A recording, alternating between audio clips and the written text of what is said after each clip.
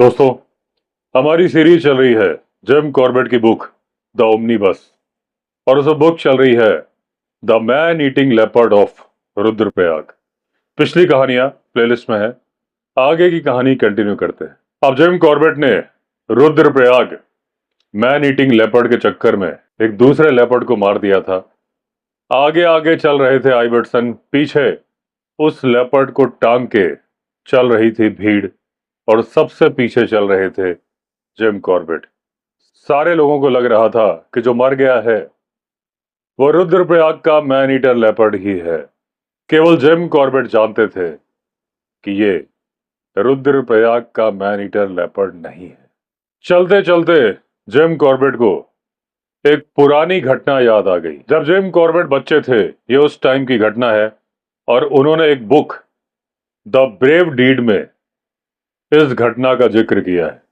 इसमें Jim Corbett के साथ थे स्मीटन, जो कि इंडियन सिविल सर्विसेज से थे, और दूसरे थे ब्रेडवुड, जो कि फॉरेस्ट डिपार्टमेंट से थे। एक तूफान भरी रात थी, और ये उस समय की बात है जब भारत में रेलवे की शुरुआत नहीं हुई थी। अब ये दोनों लोग मुरादाबाद से काराडूंगी की तरफ एक डाक गाड़ी में आ रहे थे। अब क्योंकि ये गाड़ी रोड से आ रही थी, जैसे ही एक मोड़ आया, मोड़ पर उनका सामना हो गया एक रोग एलिफेंट से, यानी कि दुष्ट हाथी से।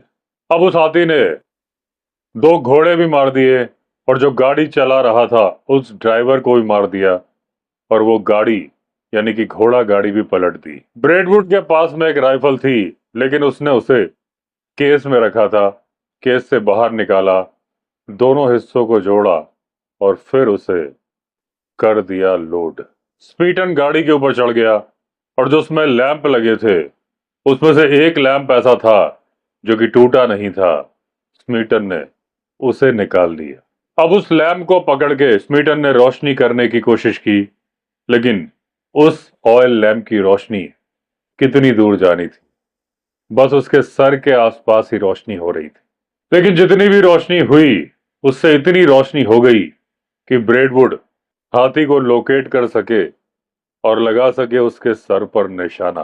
अब जिम कॉर्बेट बोलते हैं कि एक हाथी और एक लेपर्ड में बहुत फर्क होता है, लेकिन उसके बावजूद भी बहुत कम लोग होंगे जो कि एक लेपर्ड की तरफ बढ़ने की कोशिश करेंगे, वो भी उस लेपर्ड की तरफ जो कि घायल हो और दर्द में हो। और बाद में हमने ये बात नोटिस की कि वो लेपर्ड जिसे कि जिन ट्रैप में फंसा लिया गया था, और जो कि घायल होकर छिपा हुआ था, जिसे जिम कॉर्बेट और आइवर्सन मारने गए थे, उसने अपने आप को जिन ट्रैप से आजाद कर लिया था। केवल उसकी खाल हल्की सी फंसी हुई थी। ऐसे में आइवर्सन ने अपने सर पर लैंप रखा था, और उसे अपने दोस्त यानी कि मुझ पर भरोसा था कि मैं उसे कुछ होने नहीं दूंगा। अब ये पहली रात थी गढ़वाल में, जब रात में बाजार खुल गया था, और रात में बूढ़े, महिलाएं और बच्चे दरवाजा खोल के खड़े थे, नहीं तो शाम होते ही घरों के दरवाजे बंद हो जाते थे। अब हम लोग आगे बहुत धीमे धीमे बढ़ पा रहे थे, क्योंकि हर 4 कदम के बाद लेपर्ड को नीचे रखना पड़ रहा था। लोग और बच्चे लेपर्ड को पास से देखना चाहते थे। अब जैसे ही गली के आखिरी में पहुंचे, हमारे एस्कॉर्ट आगे निकल गए, लेपर्ड को पीछे छोड़ दिया गया, जैसे कि गगन भेदी नारे लगाते हुए लोग लेके पहुंचे इंस्पेक्शन बंगलो। अब जिम कॉर्बेट पहले तो कैंप गए, नहाए, और उसके बाद पहुंचे इंस्पेक्शन बंगलो। और वहां पर आइवर्सन और जिम कॉर्बेट की बातें और थोड़ी बहुत बहस होने लगी इस बारे में कि ये आदमखोर है कि नहीं है।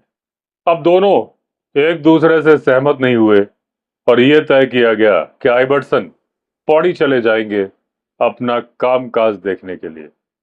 और मैं काफी थक गया था अपने लंबे प्रवास के दौरान रुद्रप्रयाग में, तो मैंने भी तय किया कि अगले दिन मैं लेपर्ड की खाल उतारूंगा, उसे सुखाऊंगा, और उसके अगले दिन चल पड़ूंगा पौड़ी की तरफ। अब अगले दिन सुबह से लेकर शाम तक दूर दराज के लोग उस तेंदुए को देखने के लिए आते जाते रहे। ज्यादातर लोग जो देखने आ रहे थे वो कह रहे थे कि हम इसे पहचानते हैं, यही है आदमखोर तेंदुआ। यानी कि सभी लोग ये साबित कर रहे थे कि जिम कॉर्बेट गलत हैं, आइबर्टसन सही है। लेकिन जिम कॉर्बेट ने आइबर्टसन से कहा कि आप इन लोगों से बोल दीजिए कि ये सतर्क रहें, कहीं लापरवाही ना करें, नहीं तो मैन ईटर फिर वारदात कर देगा। तो आइबर्टसन ने सारे लोगों को सूचना दी कि भले ही ये लेपर्ड आदमखोर हो, आप लोग सावधान रहे। और आइबर्टसन ने अपने आप को रोक लिया गवर्नमेंट को यह टेलीग्राम करने से कि हमने मार दिया है आदमखोर तेंदुआ। हम लोग उस रात सोने के लिए जल्दी चले गए अपने अपने बिस्तर पर, क्योंकि सुबह सुबह हमें निकलना था पौड़ी की तरफ। अभी रात ही थी, जिम कॉर्बेट सोए नहीं थे कि उन्हें सड़क के ऊपर कुछ आवाज सुनाई दी। जिम कॉर्बेट ने चिल्ला के पूछा कि कौन है वहां पर और क्या कर रहे हो इतने खतरनाक घंटों में, जबकि कोई भी बाहर नहीं होता। जब जिम कॉर्बेट को उन्होंने देखा तो वो ऊपर चढ़ के आए और बोले कि उन्हें पटवारी ने भेजा है कि आदमखोर ने एक औरत को मार दिया है नदी के दूसरी तरफ, और ये जो जगह है वो चटवा पीपल के सस्पेंशन ब्रिज से 1 मील की दूरी पर है। अब दोस्तों अगला चैप्टर है द हंटर्स हंटेड। अब सुबह सुबह आइबर्टसन अपने रूम का दरवाजा खोल रहे थे, तभी जिम कॉर्बेट वहां पहुंच गए। अब हमारा पौड़ी जाने का प्रोग्राम कैंसिल हो गया था। मैं और आइबर्टसन जीन के बेड पर बैठे और वहां पर एक बड़ा सा मैप खोल लिया। अब आइबर्टसन का काम प्रभावित हो रहा था क्योंकि वो थे डेप्यूटी कमिश्नर पौड़ी के। कितनी भी कोशिश कर लें, ज्यादा से ज्यादा आइबर्टसन 2 दिन और रुक सकते थे यहाँ पर। एक दिन पहले ही मैं टेलीग्राम कर चुका था नैनीताल कि मैं नैनीताल वापस आ रहा हूँ। पहले जाऊंगा पौड़ी, वहां से आऊंगा कोटद्वार, फिर पहुंचूंगा नैनीताल। अब जिम कॉर्बेट ने वो टेलीग्राम कैंसिल किया ये बोल के कि जैसे मैं पैदल आया था उसी रास्ते से मैं पैदल ही वापस लौटूंगा। अब जब ये कहानी सारी पूरी हो गई तो हम लोगों ने नक्शे पर यानी कि मैप पर उस गांव को ढूंढ लिया जहां पर लेपर्ड ने मारी थी वो औरत। अब मैं अपने आदमियों के पास गया और उन्हें खबर दी कि हमारा प्लान चेंज हो गया है और अब हमें पौड़ी नहीं जाना है, उस गांव की तरफ जाना है जिस गांव से आए हैं ये 4 आदमी। अब उसके बाद मेरे आदमी चल पड़े उन 4 आदमियों के पीछे सामान लेकर। अब जीन को रुद्रप्रयाग में ही रुकना था तो मैं और आइबर्टसन चल पड़े 2 घोड़ों पर। एक था गल्फ अरब और दूसरी थी अंग्रेज घोड़ी। और ये इतने सटीक कदम रखते थे पहाड़ पर कि गिरने का कोई चांस नहीं था, और शायद इतने सटीक कदम रखने वाले घोड़ों पर इसके पहले मैं कभी बैठा नहीं था। हमने अपने साथ रख ली थी राइफल्स, ब्लू फ्लेम वाला स्टोव, एक पेट्रोल लैंप और कुछ खाने पीने का सामान। और हमारे साथ चल रहा था आइबर्टसन का एक साइज जो कि खाने पीने का सामान लेके एक उधार के घोड़े पर था। अब घोड़े हमने छोड़ दिए चटवा पीपल के ब्रिज के पास। वो ब्रिज रात में बंद नहीं किया गया था जिस रात को हमने दूसरा लेपर्ड मारा था, और यही वजह थी कि इस ब्रिज से वो मैन ईटर दूसरी तरफ चला गया और मार दिया एक औरत को। अब उस ब्रिज के पास एक लोकल गाइड हमारा इंतजार कर रहा था। वो हमें लेके गया बहुत ही ऊंचे रिज के ऊपर, और वहां पर काफी लंबे चौड़े घास के मैदान थे, पहाड़ भी था।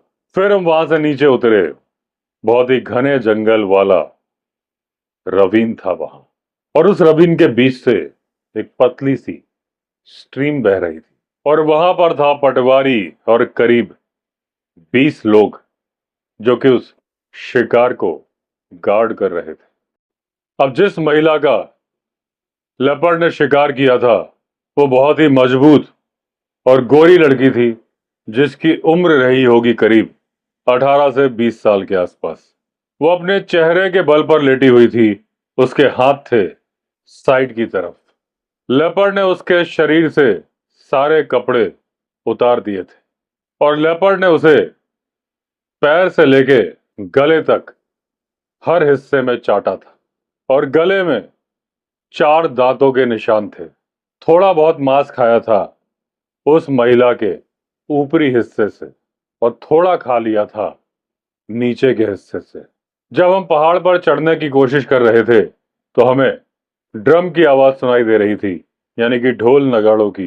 वो ढोल नगाड़े यही लोग बजा रहे थे कि ताकि लेपर्ड दूर ही रहे, पास ना आ जाए। उस वक्त दोपहर के 2 बजे थे और लेपर्ड आस पास हो इस बात की संभावना थी नहीं।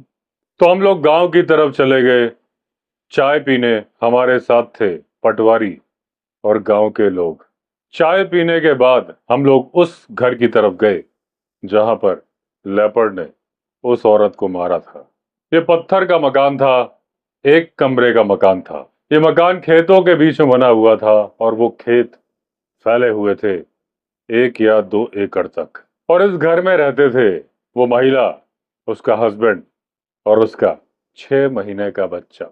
2 दिन पहले ही हस्बैंड पौड़ी गया था एक भूमि विवाद में गवाह की हैसियत से उसे गवाही देनी थी। उसने अपने पिता को छोड़ दिया था घर में ताकि घर में कोई बना रहे। अब उस रात वो लड़की और उसके फादर इन लॉ उन लोगों ने डिनर किया। अब रात को सोने का समय हो चला था और वो लड़की अपने बच्चे को दूध पिला रही थी। उस लड़की ने अपने बच्चे को अपने फादर इन लॉ को सौंपा, दरवाजा खोला, बाहर गई और उकड़ू बैठ गई क्योंकि उसे नेचर्स कॉल के लिए जाना था। और मैं पहले ही मेंशन कर चुका हूं कि पहाड़ के लोगों ने घरों में अटैच वॉशरूम नहीं बनाए होते, उसके लिए वो बाहर ही जाते हैं। अब जैसे ही उस लड़की ने अपने बच्चे को फादर इन लॉ को पकड़ाया, उसने रोना शुरू कर दिया। तो अगर बाहर कोई आवाज हुई भी होती तो वो सुनाई नहीं देती। हालांकि मुझे लगता है कि आवाज हुई भी नहीं होगी। अब कुछ देर तक उस आदमी ने अपनी बहू का इंतजार किया और उसके बाद उसे लगाई आवाज। अब उसने फिर आवाज लगाई और जब नहीं मिला कोई जवाब तो जल्दी से उसने कुंडी अंदर से बंद कर दी। उस दिन शाम को बारिश हुई थी और उस सीन को रिकंस्ट्रक्ट करने में ज्यादा मुश्किलें हुई नहीं। अब जैसे ही बारिश रुकी थी, लेपर्ड जो कि गांव की तरफ से इस मकान में आया था, जो कि बना हुआ था खेतों के बीच में, वहीं एक रॉक थी, उसके पीछे पेट के बल लेट गया था वो लेपर्ड। दरवाजे से बाईं तरफ करीब 30 गज की दूरी पर था ये पत्थर। यहाँ पर लेपर्ड पेट के बल बैठ के आराम से बातें सुन रहा था उस आदमी की और उसकी बहू की। अब जैसे ही उस लड़की ने दरवाजा खोला और वो घर के दाहिनी साइड बैठी, उसकी पीठ उस तरफ हो गई जिस तरफ था वो लेपर्ड। अब उसने 20 गज की दूरी जमीन पर चिपक चिपक के आराम से बिना किसी आवाज के किए तय की। अब उसने लड़की को पीछे से पकड़ा और उसे लेके आ गया चट्टान के पास। और यहां पर लड़की मर चुकी थी और तभी उसके ससुर ने उसे पुकारा। उसके बाद लेपर्ड ने लड़की को ऊपर उठाया, ऐसे उठाया कि उसका कोई भी हिस्सा जमीन पर टच नहीं हो रहा था और उन खेतों के बीच से गया जो कि अभी ही जुते थे, लेकिन फिर भी उनमें कोई निशान नहीं आया। अब उसने वो खेत क्रॉस किया, फिर 3 फीट का एक किनारा था, उसके बाद उसे क्रॉस करके दूसरे खेत में पहुंच गया। जहां पर यह खेत खत्म हुआ वहां पर 12 फुट गहराई के बाद एक फुटपाथ था जिससे लोग चला करते थे। और यहां से लेपर्ड ने उस लड़की को मुंह में दबा के छलांग लगाई। और उस लेपर्ड की ताकत का अंदाजा आप इस बात से लगा सकते हैं कि लेपर्ड ने ऊपर से कूदने के बावजूद उस 18 से 20 साल की लड़की का कोई भी हिस्सा शरीर का जमीन पर टच नहीं होने दिया। अब उस फुटपाथ को क्रॉस करने के बाद वो लेपर्ड नीचे की तरफ चला गया। आधा मील दूर जाने के बाद उसने उस लड़की के सारे कपड़े फाड़ कर उतार दिए। थोड़ा सा खाने के बाद वो उसे छोड़ के चला गया था, वहां पर जहां पर थी हरी हरी घास। वहीं पर जहां उसने उस लाश को छोड़ा था, ऊपर पेड़ की छाया थी और उस पेड़ में बहुत सारी लताएं भी थी। दोपहर के 4 बजे हम लोग उस लाश के पास दोबारा पहुंच गए वहां बैठने के लिए। हमारे साथ थे पेट्रोल लैंप और थी इलेक्ट्रिक लाइट्स। अब लेपर्ड ने वो आवाजें सुन ली थी जो गांव वाले कर रहे थे ढोल बजा के और उस लड़की को ढूंढते वक्त, और तभी वो उस लड़की को छोड़ के चला गया था। अब जब वो वापस भी आएगा, पूरी सावधानी और एहतियात बरतते हुए आएगा। तो हमने तय किया कि हम उस लाश के एकदम नजदीक नहीं बैठेंगे। वहां से 60 गज की दूरी पर एक पेड़ था, हम उस पेड़ पर बैठे। अब ये बांज का पेड़ पहाड़ के किनारे पर उग रहा था, एकदम सटीक एंगल बना रहा था। हमने पेट्रोल लैंप को एक गड्ढे में छिपा दिया और उसके ऊपर रख दी पाइन नीडल्स, यानी चीड़ के पत्तों का पिरुल। आइवर्सन उस पेड़ की 2 शाखाएं जहां से निकल रही थी वहां पर बैठे और उन्हें वो लाश साफ साफ नजर आ रही थी। मैं उस पेड़ के तने पर बैठा, मेरी पीठ थी उस लाश की तरफ और मेरा फेस था पहाड़ की तरफ। अब लेपर्ड पे गोली मारने की जिम्मेदारी थी आइवर्सन की और मेरी जिम्मेदारी थी हम दोनों को सेफ्टी प्रदान करना। अब वो इलेक्ट्रिक लाइट काम नहीं कर रही थी, शायद उसकी बैटरी खत्म हो गई थी। अब हमारा प्लान यह था कि हम तब तक बैठेंगे जब तक आइवर्सन रात के अंधेरे में उस लड़की को देख पा रहे हैं, और जब दिखाई देना बंद हो जाएगा तो फिर हम अपना पेट्रोल लैंप जलाएंगे और फिर लौट आएंगे गांव की तरफ, जहां हमें उम्मीद है कि हमारे आदमी आ चुके होंगे जो कि आ रहे थे पैदल रुद्रप्रयाग से। अब जब हम यहाँ पर आए थे तो हमारे पास इतना वक्त था नहीं कि हम इलाके की छानबीन करें, लेकिन लोगों ने हमें बताया था कि जहां पर शिकार पड़ा है उसके पूर्व दिशा की तरफ घना जंगल है, और उन लोगों ने अंदाजा लगाया था कि लाश से दूर जाने के बाद लेपर्ड पक्का उसी जंगल में होगा।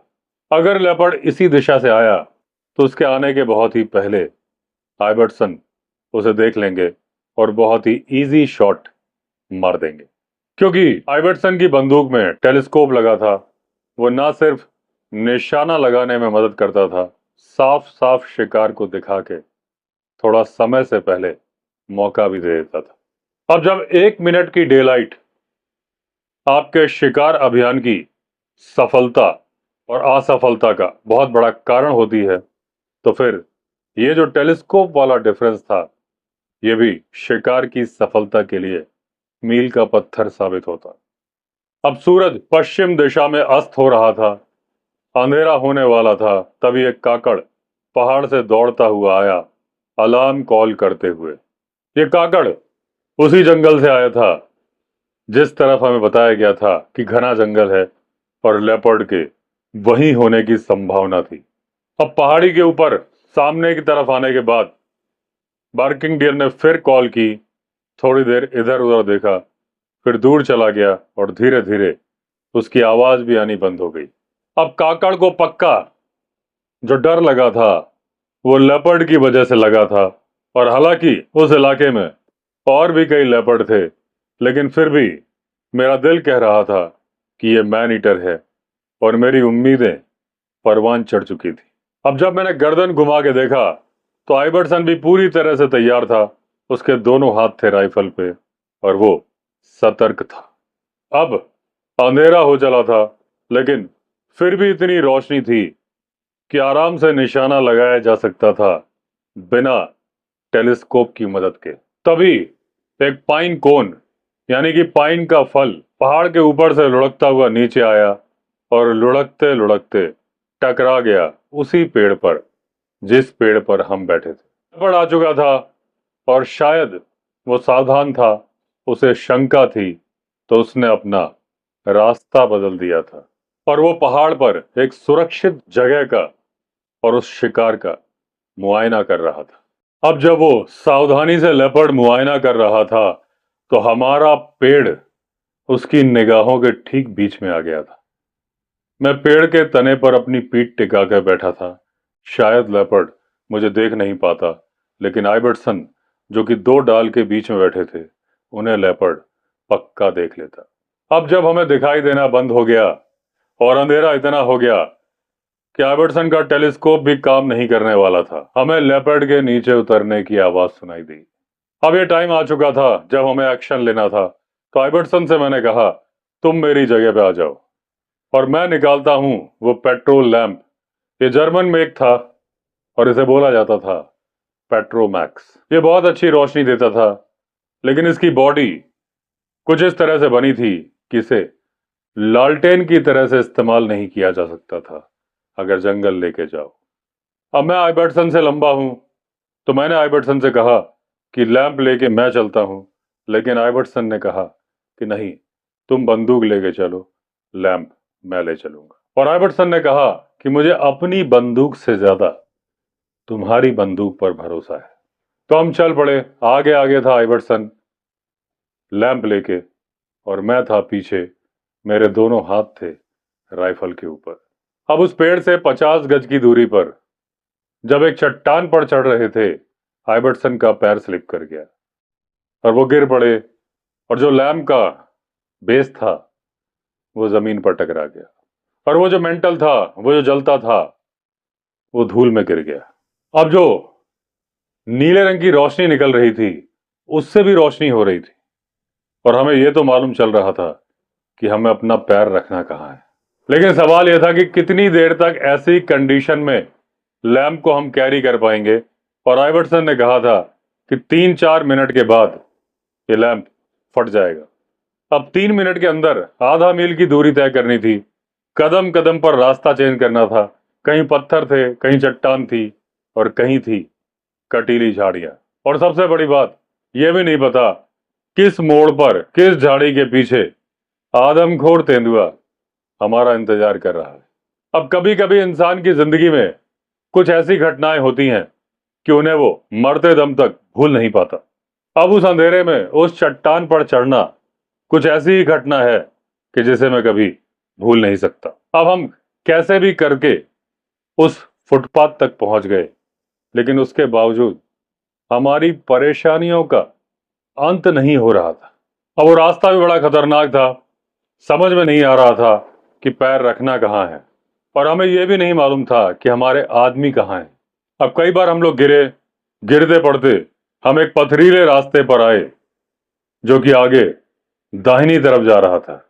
अब जब हम उस रास्ते पर चढ़े तो हमें एक अहाता दिखाई दिया जिसमें आगे की तरफ था एक दरवाजा। जब हम ऊपर चढ़ रहे थे तो हमें हुक्का गुड़गुड़ाने की आवाज सुनाई दी थी, तो मैंने दरवाजे पे एक लात मारी और बोला कि दरवाजा खोलो। अंदर से कोई जवाब नहीं आया।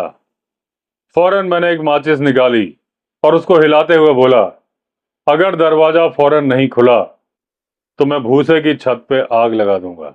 तो अंदर से घबराई हुई आवाज आई कि आप छत पे आग मत लगाइए, हम दरवाजा खोल रहे हैं। 1 मिनट के बाद पहले अंदर का दरवाजा खुलने की आवाज आई और उसके बाद खुला बाहर का दरवाजा। अब एक झटके से मैं और आइबर्टसन दरवाजे के अंदर घुस गए, जल्दी से दरवाजा बंद कर लिया और अपनी पीठ टिका ली दरवाजे पर ही। करीब 12 से 14 लोग थे उस कमरे के अंदर, जिसमें बूढ़े, बच्चे, महिलाएं और आदमी थे। अब जब उन लोगों ने अपनी सांसें बराबर कर ली, हमारी भी सांसें बराबर हो गईं, तब उन लोगों ने माफी मांगी कि हमें माफ कर दीजिए कि हमने जल्दी दरवाजा नहीं खोला, क्योंकि उन लोगों ने इतना समय गुजारा है इस आदमखोर की दहशत में कि अब उनके अंदर किसी भी तरह का कोई भी साहस नहीं है। अब उन्हें नहीं मालूम था कि आदमखोर कब करेगा, क्या करेगा, किसे ले जाएगा। तो रात के टाइम पर किसी भी तरह की कोई भी आवाज आती थी तो वो उसे मैन ईटर की आवाज ही मानते थे। हम दोनों की सहानुभूति उन लोगों के साथ थी, और जिस टाइम पर मेंटल गिर गया था और लैंप बस्ट करने वाला था, हमें यह आशंका हो चली थी कि हम दोनों में से कोई भी जिंदा नहीं बचेगा और किसी भी तरह से हम किसी घर में नहीं पहुंच पाएंगे।